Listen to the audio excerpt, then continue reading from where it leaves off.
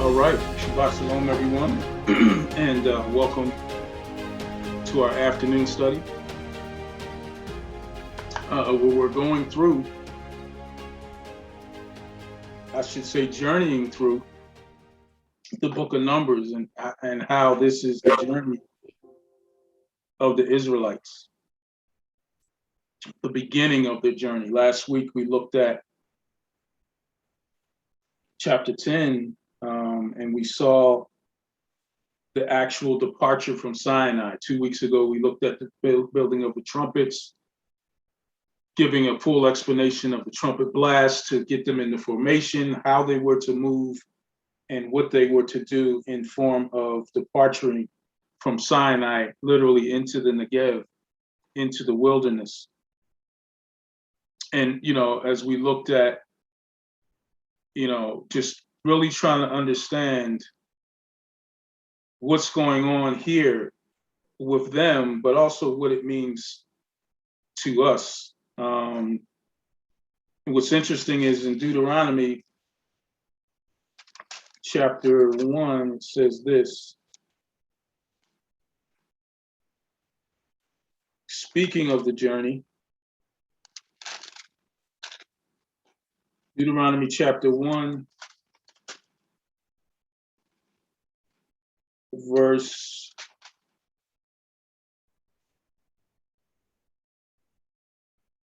2, it says, these are the words which Moshe spoke to all Israel on the side of the Jordan in the wilderness, in the plain opposite Suf between Paran, Tophel, Laban, Hazroth, and Dizhat. It is 11 days' journey from Horeb by the way of Mount Seir to Kadesh Barnea. So this 11-day journey took 38 years.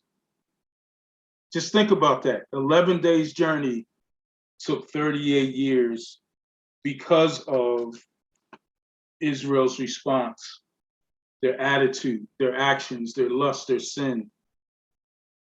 And what we're going to see here in this chapter, they're murmuring, they're complaining, their inability to be content with what Yah had provided for them, their provision. And we read this because, it's a lesson to us,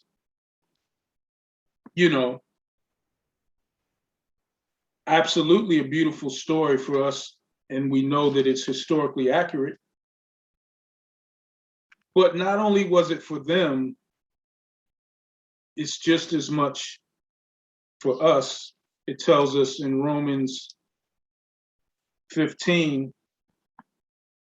verse 4, it says, for whatever things were written before were written for our learning, that we through patience and comfort of the scriptures might have hope. So, as much as it is historically accurate, as much as it is something to glean and learn from seeing what happened with them, it is also for our learning to understand this journey through life, this war that we have consistently going on within us, this warfare.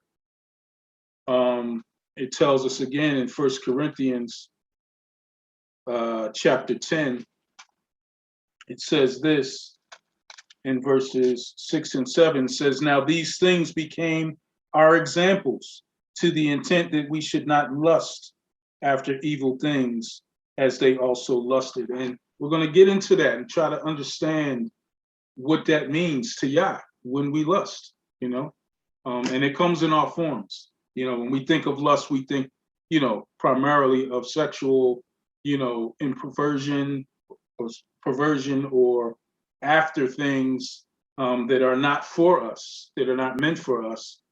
But there's a whole picture of lust that is described here in this chapter, so that we could learn from them, so that we can live, by these examples, and also steer away from these examples because of where they lead. So let's keep that in mind as we read through, to try to understand and explain what is going on in this particular chapter. Very interesting chapter for them. in their journey, and a very interesting chapter for us as we self-reflect and we really think about, are we content or are we complaining? We're going to have that conversation today. Let's open up a little bit here. All right, so let's read the first 6 verses, then we'll stop and kind of talk through it. So who would like to read first? For those that are new, the person that reads gets the first opportunity to share what the Father is telling them and what they see or what stands out to them in the passage before we walk through and explain it all. So who would like to take the first 6 verses of Numbers chapter 11? I don't mind if nobody else does. All right, I don't see any other hands, so brother, go ahead. All right. And when the people complained, it displeased Yahuwah, and Yahuwah heard it, and his anger was kindled, and the fire of Yahuwah burnt among them and consumed them that were in the uttermost parts of the camp. And the people cried unto Moshe, and when Moshe prayed unto El Yahuwah, the fire was quenched. And he called the name of the place Taberah, because the fire of Yahuwah burnt among them. And the mixed multitude was among them, fell a lusting. And the children of Yasharal also went again and said, who shall give us flesh to eat? We remember Aleph Tab, the fish, which we did eat in Mitzrayim freely. Aleph Tab, the cucumbers, and Aleph Tab, the melons. Aleph Tab, the leeks, and Aleph Tab, the onions, and Aleph Tab, the garlic. But now our soul is dried away. There's nothing at all besides this manna before our eyes. Wow. I guess they were rehashing, remembering all of these things that they had freely to eat, the things that they desired, the things that pleased them. Now all they had was manna. That's all we had to eat is just manna. Wow. I mean, it's just amazing when you think what he's brought them through and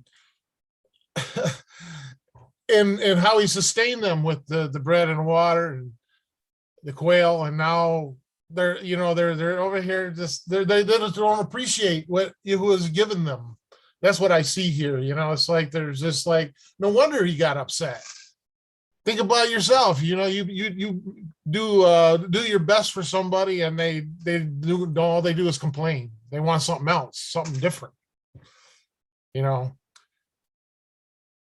He's done a lot for them, and this is what he gets from the people. You can start to see the discontent that he has for Yasharal and the things that they were doing.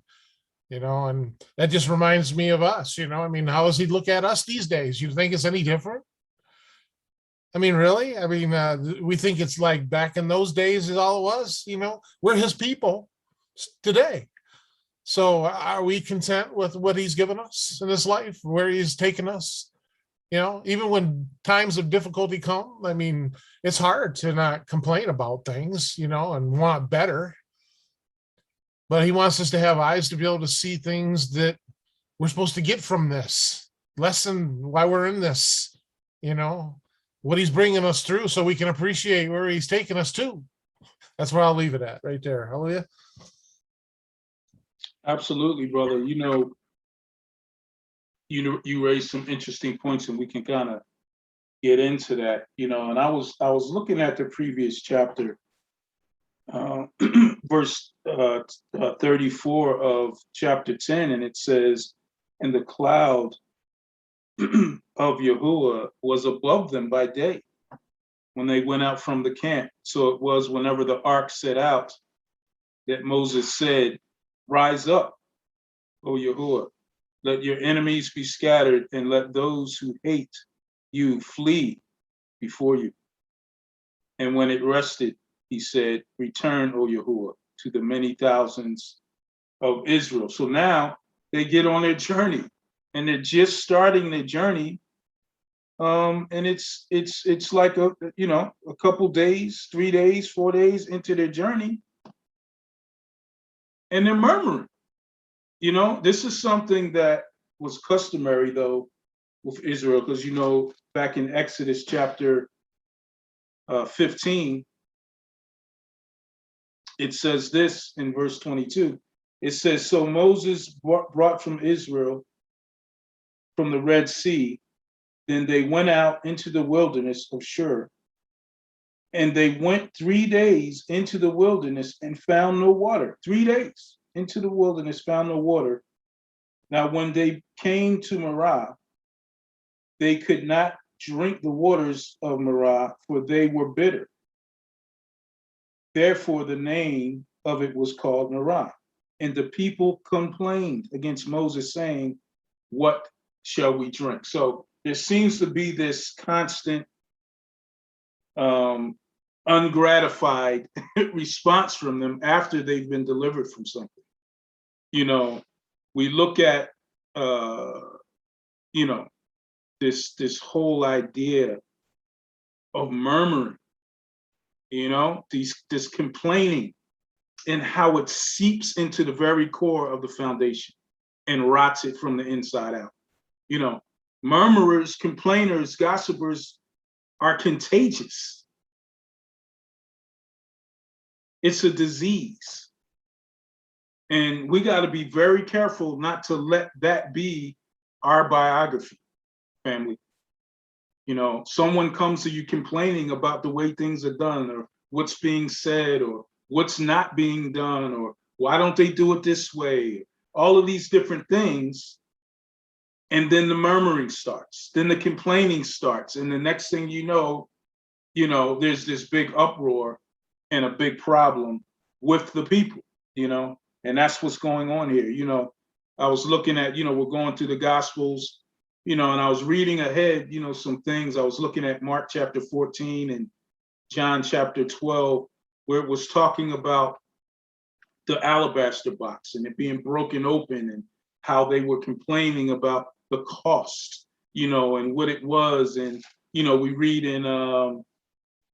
in where is it? Mark chapter 14, real quick. It says this, Mark 14,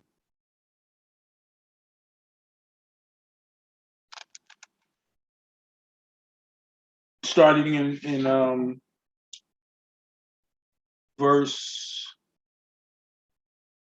I'll start in verse 1. It says, "After 2 days, it was a Passover and the feast of unleavened bread. And the chief priests and the scribes sought how they might have him by trickery and put him to death. But they said, not during the feast, lest there be an uproar of the people." Right? So watch what happens next. It says, "And being in Bethany at the house of Simon the leper, as he sat at the table, a woman came having an alabaster flask of very costly oil of spikenard. Then she broke the flask and poured it on his head. But there were some," and we find out in John that these were disciples led by Judas, "who were indignant among themselves and said, 'Why was this fragrance oil wasted? For it might have been sold for more than 300 denarii and given to the poor.' And they criticized her sharply. And Yahushua said, 'Let her alone. Why do you trouble her? She has done a good work for me. For you have the poor with you, always. And whether you wish, you may do them good. But me, you do not have always. She has done what she could. She has come beforehand to anoint my body for burial.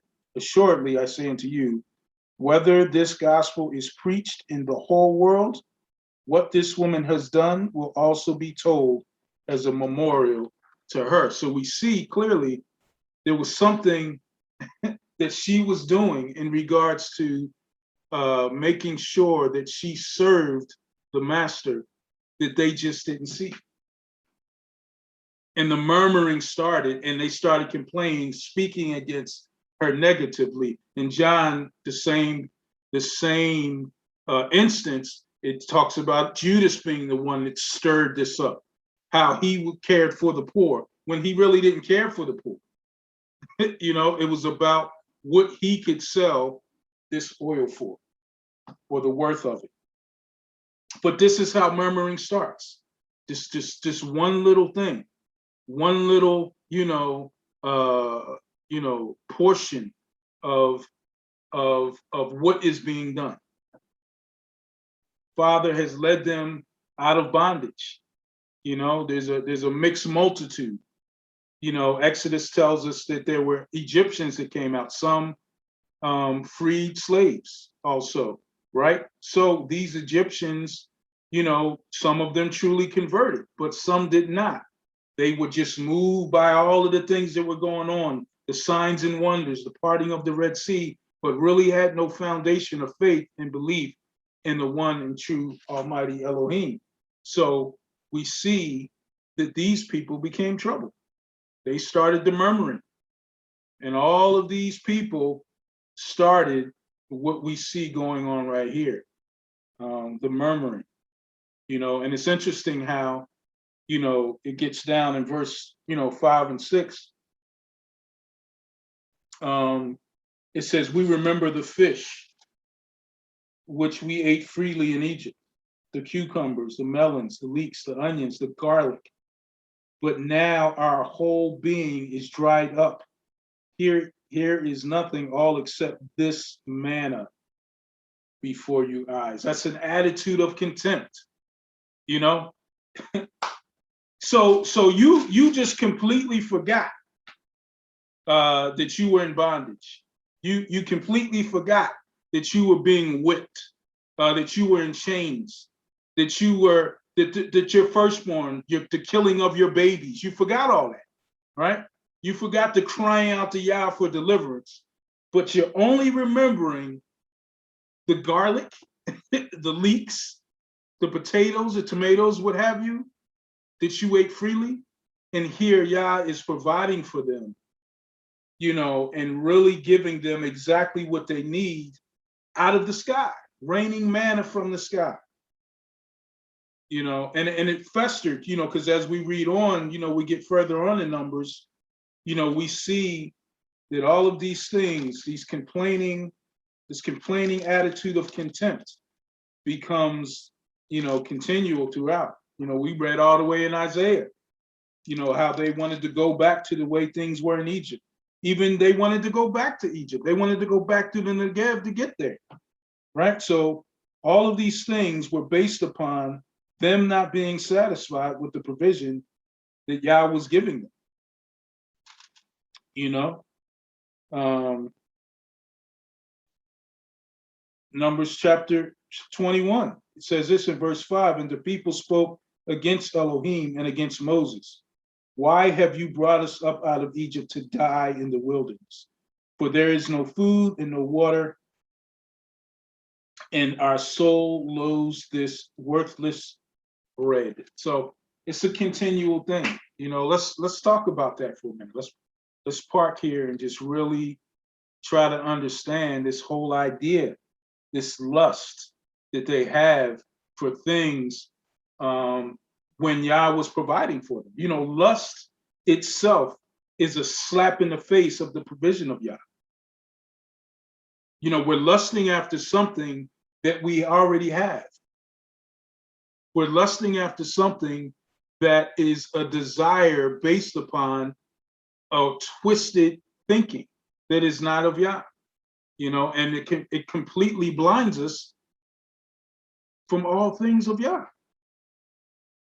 His provision, the things he's given us, husbands, lusting after every woman that you see.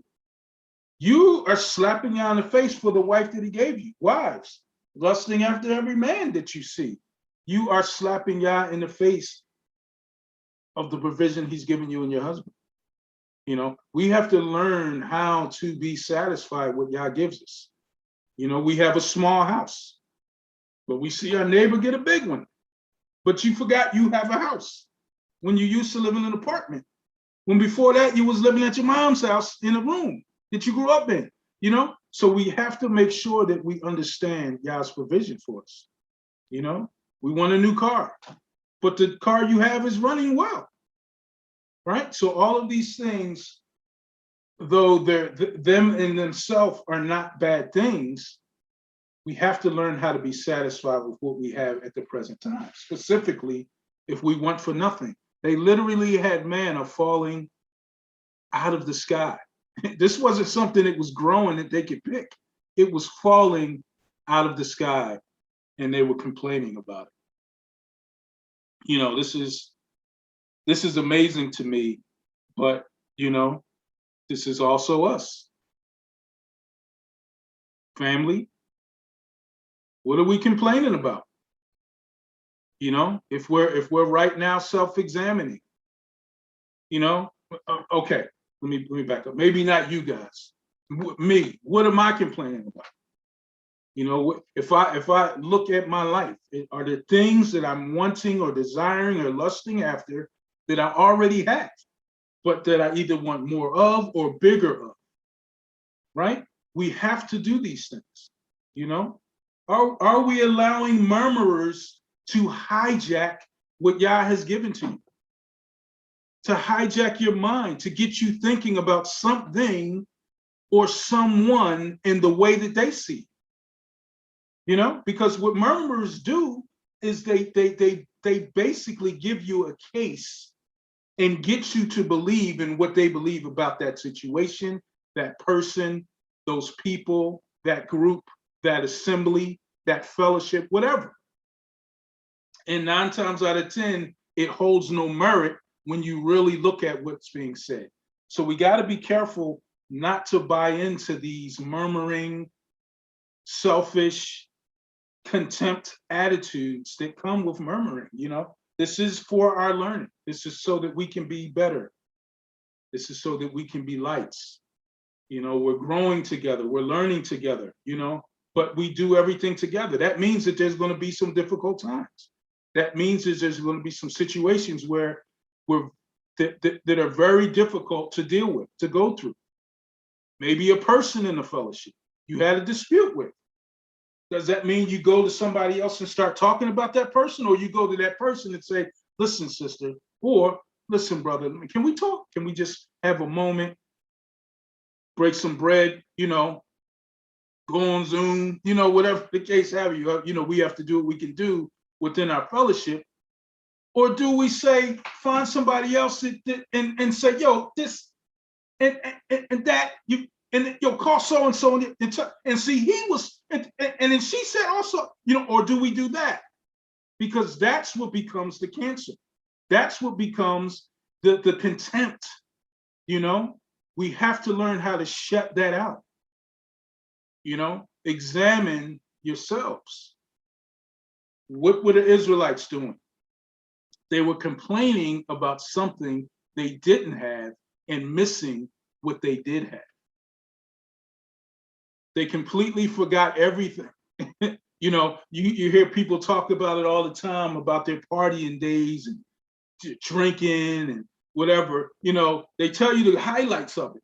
They don't tell you the DUI they got after they left the club. They don't tell you that they got so drunk that they wrapped their car around a pole and, you know, now that's why they have their limp. They don't tell you that, you know, they woke up in the bed with somebody they don't even remember meeting. They don't tell you all those things. All they remember is, oh, we were fine getting drunk, just to wait the next weekend to do it all over again.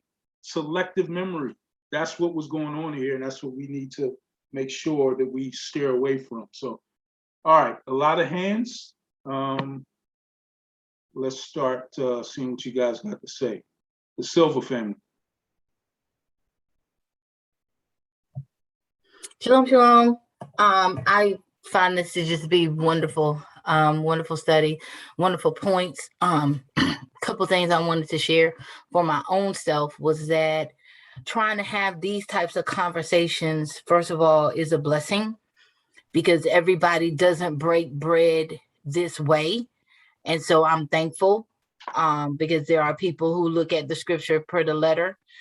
and that's it. And so any type of real life discussion about your life and how you live in is irrelevant or is pushed off to the next person. And so I'm appreciative that this is even a part of our study time. Apart from that, where it relates to me the most is looking at it from the disciplinary aspect that Yah is trying to bring me to, surrounding some things with my life, because I started it wasn't this passage of scriptures, it was a different one where the people perished because they were lusting after the meat, right? And so Father was calling me to an extensive fast off of the meat, for a reason. And, having lust within you would be reasons why Father would call you to do certain things, right? And so I remember going over it with my husband, and then he was saying, no, I don't feel led, right? And so I was like, well, that must not have been, Yah, because he's not going to do it with me. But, like later, Yah really began to deal with me. It was like, this is about you. You know what I mean? Like I'm talking, I'm having a conversation with you. This you can't drag nobody else into this and justify that. And later my husband released me because there is an order to doing things in your home about your fasting and prayer. My husband was like willingly releasing me, like, oh, go ahead. And so Y'all was like, there's your out right there. So where is the complaint coming from? And then that was when I could self-examine, right? And see, there has to be something going on in me if a request is coming up in me, or to me, a thought hit my mind where I later was given the same passage of scriptures and things like that. So it was confirmation after confirmation, but I have a personal problem with it. So that's where Yah was really beginning to deal with me. Why are you having a problem going 40 days without eating chicken? You know what I'm saying? Where you at? Because if you can't do that, why? Because I ain't say you can't eat, right? I ain't putting you on extensive like you can't eat. I'm just telling you to lay some couple things down. And then it showed it to me. It illuminated it within me. Okay, something's wrong. Because if I can't do that, or if I have a lot of reasons, because I have no health problems, you know what I'm saying? Like, I ain't got no problem where I can't eat no chicken. You can eat some vegetables for 40 days and drink some water. And I did, complete it. But I brought it out to say it was a struggle. You know what I mean? Like, there was a fight in me not to do it. And that was Yah showing me something about me. He was like, yeah, you got some strongholds in here, because if it comes to you gently, I'm urging you, I'm unctioning you, and you looking for every excuse under the book why you can't do it. Let's be honest with ourselves and say why. You know what I mean? Let's just face the music and let's say why. Oh, my husband don't want to do it. I didn't tell him. Well, it must have been out of order. It must not been Yah, because you ain't tell him, but I told you. And there's been other examples where it's something similar. And I'm just pointing to it like it's individual. There is a household and there is a togetherness in a community that you have to have that established, but there is individual things that the Most High will call you to for your deliverance. Maybe my husband didn't have that problem. It's just me. So I needed to be honest, right? And I needed to deal with it. And I'm thankful that Yah and the Ruach didn't just let me go, continue to just be like, oh, I'm continuing to live my life my way. It was a great awakening to me. And so even though lust is not just about food, I feel like that's one of those hidden areas that where the enemy can hide in people's lives, because they look at, oh, I gotta eat. But there was some discipline given to John. There was some discipline given to us per scripture about our diets and things like that. How much do we seek Yah about that? How much do we just kind of run around and do whatever we want? You know what I mean? And then later when you're having health problems, right? Oh, Yah, I need you. He's like, you needed me before. And I was talking to you before, but you ain't hear me. You running around doing what you want to do. Are you ready to listen now? Because when you go to the doctor, that's the first thing they do. They change your diet. Go to the hospital. You gonna be, if you got certain problems, you on clear liquids, baby. They gonna give you some soup, and that's it. But if you hear Yah tell you, I don't believe that was the Lord. I don't believe that. So I just said that because I really had to strongly deal with it. I'm still growing in it because he's delivering me of other things around that. But he was just showing me be satisfied. You know, like if I'm asking you to do something, be satisfied with what I'm asking you to do and don't make excuses. Praise God, absolutely. You know, we you know, there's a reason that he's giving you exactly what you need and providing for your needs. Like, you know, they're comparing a time, you know, not, you know, even if we don't add in the slavery portion, the bondage portion, the oppression, even if we don't include that, you know, there is a solitary and a solidified place where they were consistent. They're now in the wilderness and receiving still. Like you know, we have to learn how to be satisfied with portions. You know, what if the lights go out? You know, what if the grocery store's closed? You know, and you got to eat beans for the next 6 weeks. Can you do it? Or are you going to be talking about, you know, the fried chicken spot, Chick-fil-A, and, you know, all these other things, right? No, we have to learn how to be satisfied with the provisions that we have, the bare necessities of it, the simpleness of life, you know. So we gotta learn those things, and they prevent us from losing our sight, right, on things of Yah. So praise Yah. Thank you, sis. Sister Sheena. Hi. Shabbat Shalom. Shabbat Shalom. I was thinking that maybe it's like tied to fear. I think when not just the children of Israel, but also like with us, whenever it's something new, I think it's the fear that makes us look for our comforts. So it's not that, I don't think they actually like missed Mitzrayim.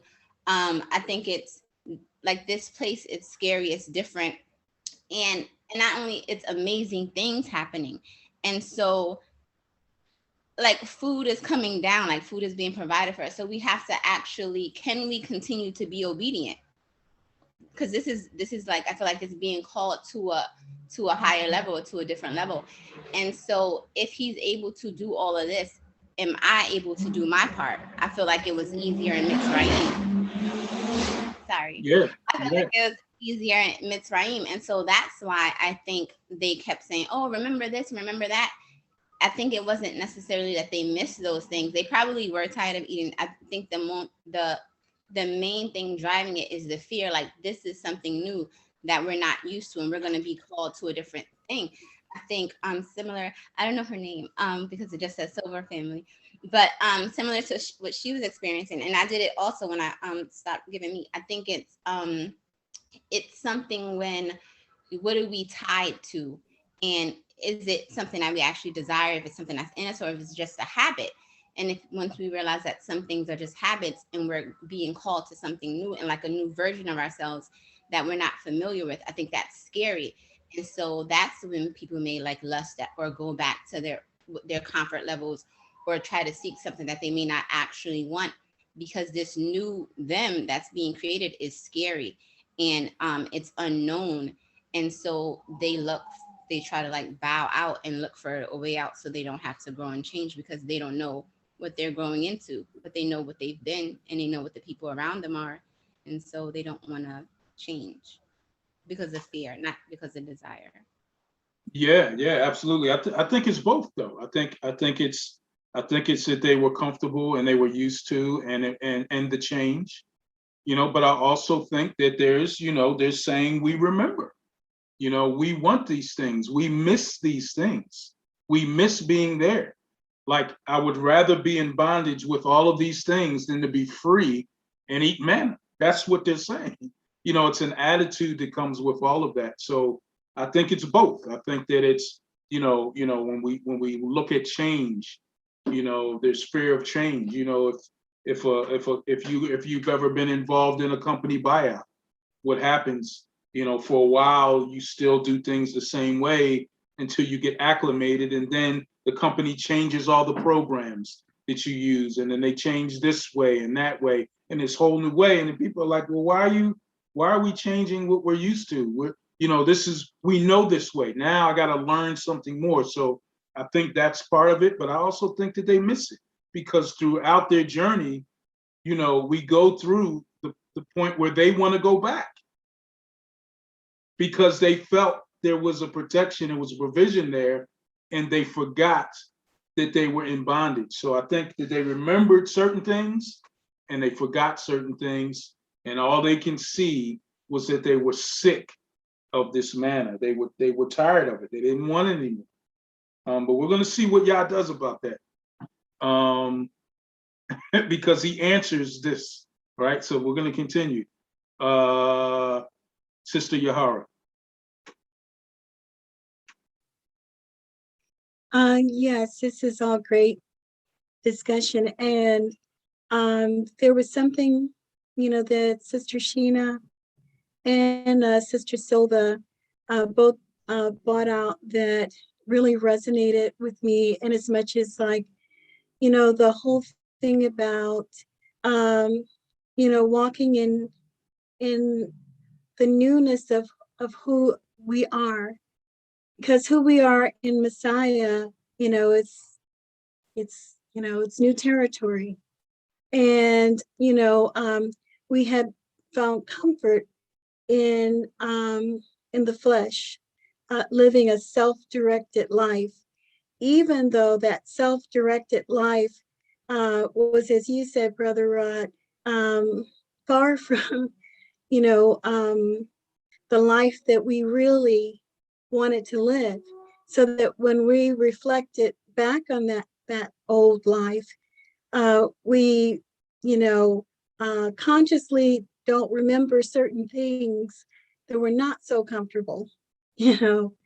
And there are just two verses that also came to mind. And one is John 4:34. And it's Yahusha explained. This is quoting. Yahusha explained, "My food is to do the will of him who sent me and to finish his work." So this is where he's telling the disciples that, you know, his reliance, or where he finds his life, is not in the provisions of this material world, because he's totally and utterly dependent upon the one who sent him. And that's what he's modeling for us, is that our life, our new life in Messiah, we are able to see that our life really is beyond what we can think, say, eat, touch, whatever, this physical realm. You know, our thinking based on this physical realm is not the extent of our new life in Messiah, where we realize that even when we were in the flesh, there is another aspect of reality that we just were not conscious of, but it's nonetheless more real than this life in the physical. And it goes back to, you know, the lust and covetousness are both self-centeredness, wanting to have a self-directed life. And that's the problem. That's at the core of both, is having a self-directed life. Absolutely. The other scripture is Luke 12, verse 23. For life is more than food, and the body more than clothes. So again, he's wanting to get us to expand on what we really understand about what is true life. Absolutely. Yeah, not only in the thereafter, but even in the here and now. Absolutely, sis. Thank you. Absolutely. You know, and also he was explaining that he was the bread of life as well. He is the word. So we we have to look at these passages to understand what he's ultimately saying to us, what he wants from us, where we are to understand our provision comes from. All of our provision comes from him in every way. Brother Rick. I gotta put my hand down. That was some good answers right there. A lot of what I was going to talk about, but what I'm looking at was really the beginning of this, where he was describing that the people complained and how he displeased, and then there was his anger kindled up. Is this something that, I know it is something that took place in these times when he was intimately taking care of them, and he had just brought them out of their bondage, which, if I'm kind of equating this with my own life and how he brought me out of my bondage, and I'm walking a parallel path with them, and he's providing my needs, and I get to this place where I'm not grateful. I'm not thankful anymore. It becomes that toil, like you started it out saying how long this journey should have taken and how long this is now that they've been walking this journey. I think you said 38 years. I mean, that's quite a long time. And I'm sure that the people were getting a little frustrated that they didn't get to where they were thinking they were supposed to be either, and having to continue to do this. But I'm trying to think about this in the sense of us today, and do we have this same kind of attitude?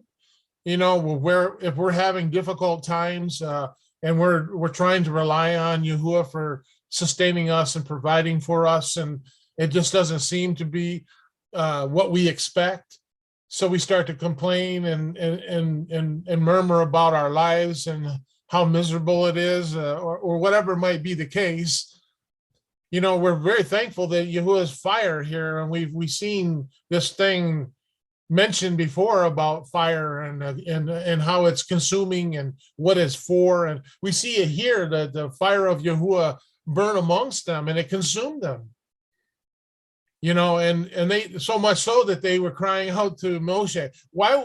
I just wonder why. I guess they did say that they wanted to go through him, that they were fearful of Yahuah, so they would go and pray to Moshe, or ask Moshe to pray to Yahuah, and he did. And Yahuah quenched the fire.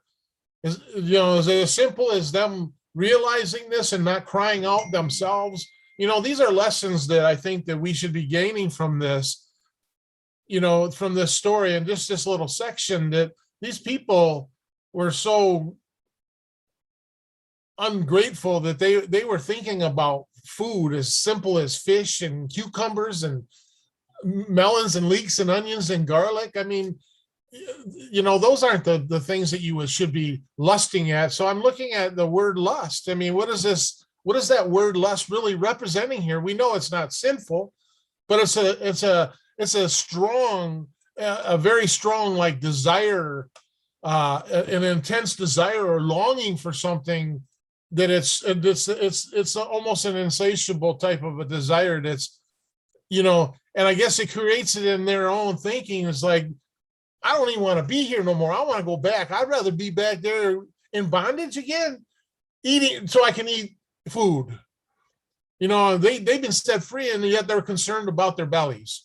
I'm just looking at this in my own sense, and would I do the same thing? Have I done the same thing? In some senses I have, and I'm just thankful that it didn't burn me up and consume me at some points in my life. Thankfully, I'm still here and I'm learning lessons. So, but that stuck out to me about this, and how these people had to have been thinking. Are you thinking that was at 38 years in their journey that they're now, they've been eating this for quite a while, if that's the case? Yeah. Not at this point. It's not 38. They just started their journey. Okay, I heard you say 38 at some point in there. Well, it takes them in Deuteronomy. I read from Deuteronomy. It took them 38 years to do 11-day journey. Right. So in Deuteronomy, they're saying they finally getting where he was taking them, but it took them 38 years to go 11 days trip because of their disobedience. And we're reading now that journey. So this is the very beginning. They're already sick of the manna. They're going to ask for something else. and Yahuwah's going to give it to him. I wonder where in this story is it that the quail were in there? Is this before quail then? Or are you thinking it's at the beginning? It's the next group of verses. Yeah, we're going to get it. Okay, so it's reverting back. So okay, so that changes my thoughts even more so. Thank you for clarifying that. Praise Yah. Praise Yah. Good stuff, brother. Yes. We need to do this all the way through. We need to bring this parallel from what they're dealing with, what they're going through, the emotional gymnastics that they're having. We need to parallel that to our lives right now, just as Brother Rick was talking about, because it's for our learning. I just read you passages in Romans and 1 Corinthians that tells us that's what this is here for, so that we don't fall for the same trap. You know, one of the sisters read earlier, I think Sister Marla read, passage, lust of the eyes, lust of the flesh, pride of life. That is synonymous with sin. Sin is eyes, flesh, pride of life, and it's all about me. It's a selfish desire. So sin is always going to come that way. The vices of the enemy is always going to come that way. Lust of the eyes. I was starting to say lust of the flies. Lust of the eyes, lust of the flesh, pride of life. Praise Yah. All right, Brother Charles, you're up.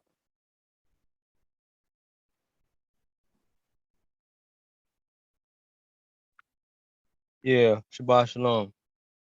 Shabbat I'm Shalom. gonna try to be real quick so we can get through with the past.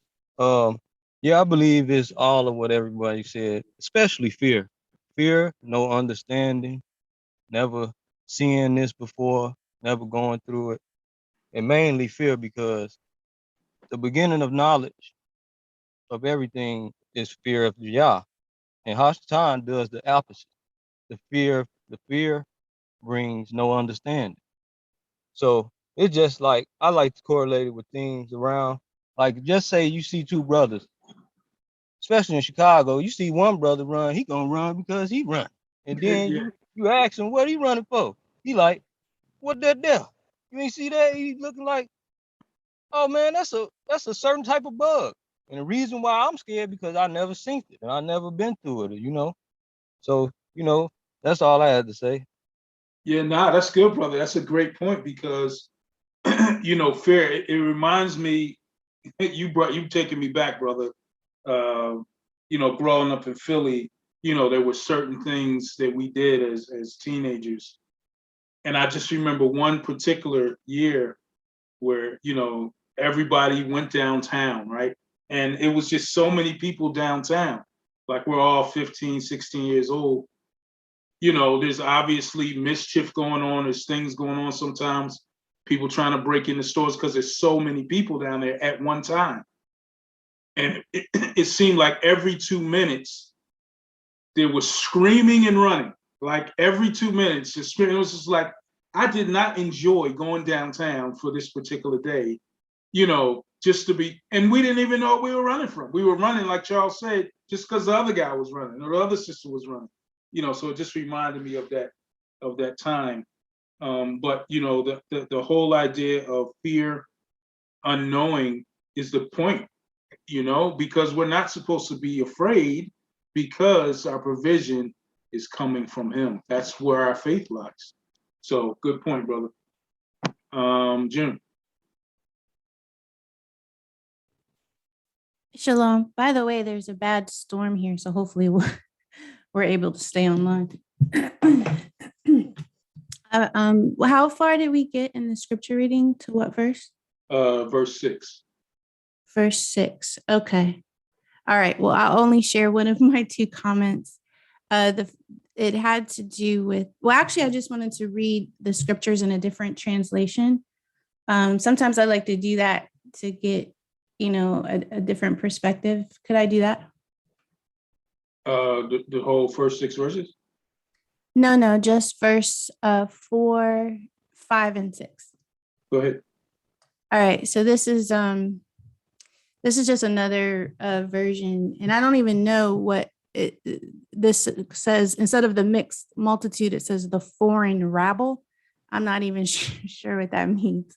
But it says, then the foreign rabble who were traveling with the Israelites began to crave the good things of Egypt, Mizraim, and the people of Israel also began to complain. Oh, for some meat, they exclaimed. We remember the fish we used to eat for free in Egypt. And we had all the cucumbers, melons, leeks, onions, and garlic we wanted. But now our appetites are gone. All we ever see is this manna! Exclamation point. And what stood out to me was verse 4. And forgive me if this was already said because I stepped in a little later. But like it was saying the foreign folk who were traveling with the Israelites began to crave the good things of Egypt. And then the people of Israel also began to complain. And it reminds me of the scripture, bad company corrupts good character. And sometimes we have to not only be careful of what we're doing, but what we entertain and listen to. You know, are we a person where it's easy for someone to come to us and complain, because that's the word used in this scripture. You know, and it is okay with, you know, a trusted friend that you're close to and y'all talk and vent and share. But in terms of just, you know, you don't want to be known or have a comfort for just anyone, you know, like you're just so approachable that, you know, you'll listen to anything without giving a biblical correction to it or insight or scripture into it. Am I making any sense? Yeah, absolutely. To your point though, yes, we did talk about the mixed multitude and the fact that it was the Egyptians that came with them, and that they caused the murmuring. But yeah, your version, what version is that? Because I don't even know what that is. It is not a recommended version, but it's the New Living Translation, NLT. And every now and then I'll look at that, not for, you know, Bible study or exegesis, but sometimes it just, the King James can lose me a bit. And you know, I read the ISR, which is like the Hallelujah scriptures. Yeah. But you know, every now and then I'll look at a translation like that just to get just a general better understanding. Yeah, I understand. Yeah, I don't recommend that either, because in other places it's whack. But no, that does illuminate what we talked about earlier in regards to that. And you're spot on, you know, with, you know, the messaging of not being tied into gossip. You know, there are situations where you need to bounce a situation off of someone, a trusted person in the faith, you know, and that person should guide you scripturally, you know, either one, to give you a better perspective of what you think you might see, or to investigate what there possibly could be and direct you to go to that person, versus taking that information and starting a downhill boulder, you know, crushing everything that it touches, you know, and that's what festers. That's what becomes the murmuring, the contempt that they have for the provision that they're getting, putting it beside what they formerly used to have when they were in bondage. So, praise Yah, good points. Joseph and Francia. Shabbat Shalom. Shabbat Shalom. I want to agree with what Sis Sheena said. It was a matter of you know, putting their trust in Yah to a test, you know. But I also want to point out the physical aspect of it all, because the scripture said there's nothing new under the sun. So we are going through experience something similar probably soon. So we also, in these times that we need to self-examine, I think we need to realize that we're gonna get to a point where we are gonna be hopefully not, but missing the stuff that the system provides for us. Let's say Uber Eats, DoorDash, food chains that we like, those things that are from Mitzrayim, that Mitzrayim gives to us and that we like. So I just wanted to point that out, that we need to realize that it's going to be a time where we need to stop relying on these things. Yeah, DoorDash. Yeah, I think, it's funny you say that because, we just, 2020, man, we 2019 going into 2020, everything was on lockdown. You couldn't even get anything from the supermarket.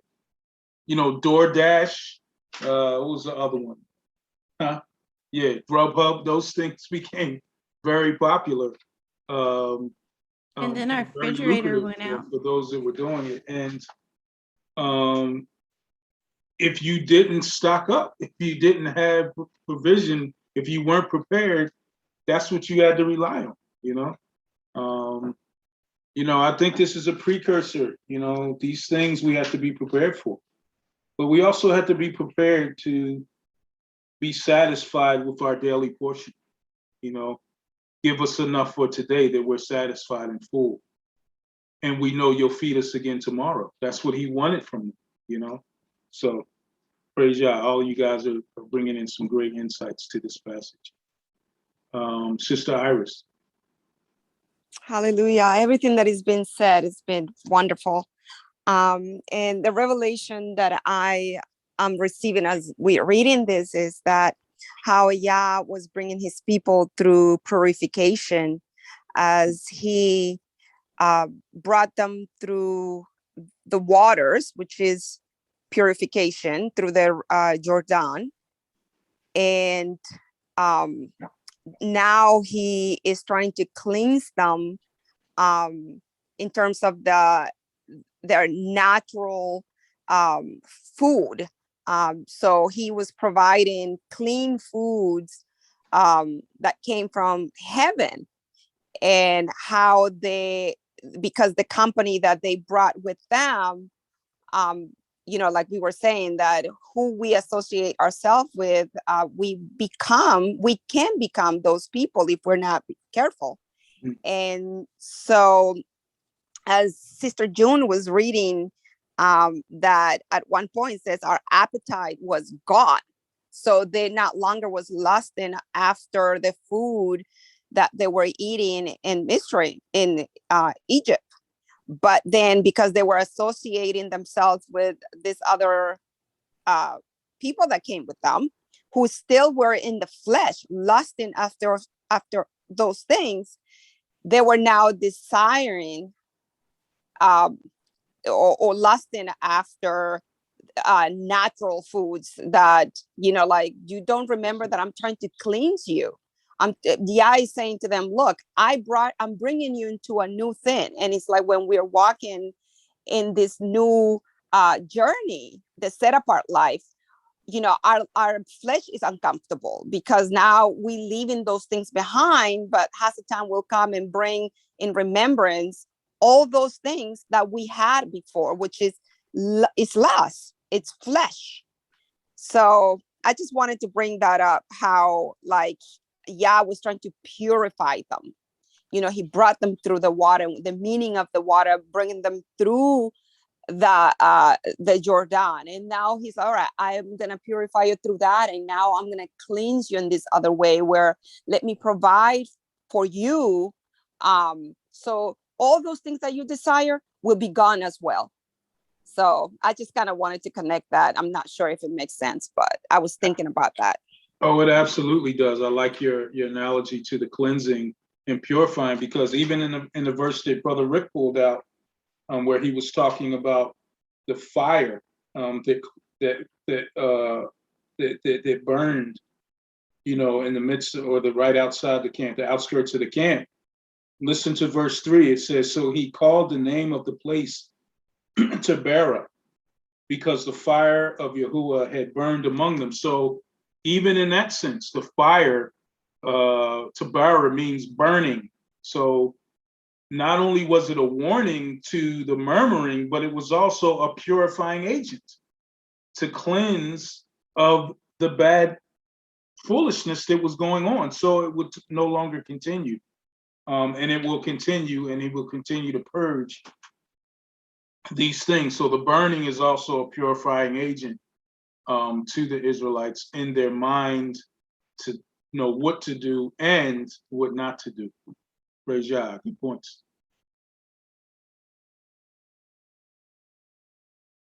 Toda Robah, praise Abba Yah, from whom all baraka flow.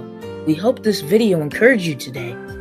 Don't forget to study to show yourself approved and be like the Bereans who tested everything, according to 2 Timothy 3:15 and Acts 17:11. We assemble every Shabbat and during the week with like-minded believers all over the world, virtually, and sometimes we gather in person for feast days. We have something for the whole family, including children. Discover more on our website at assemblyofyahuah.com, where you can apply to join, give the biblical assembly needs, including our new land vision, and find many biblical resources to help you grow in your walk with Yah. To know when we publish new videos, subscribe to our YouTube channel. Jeremiah 33:3 tells us, "Call to Yahuwah, and he will answer you, and tell you great and unsearchable things you do not know." Much shalom.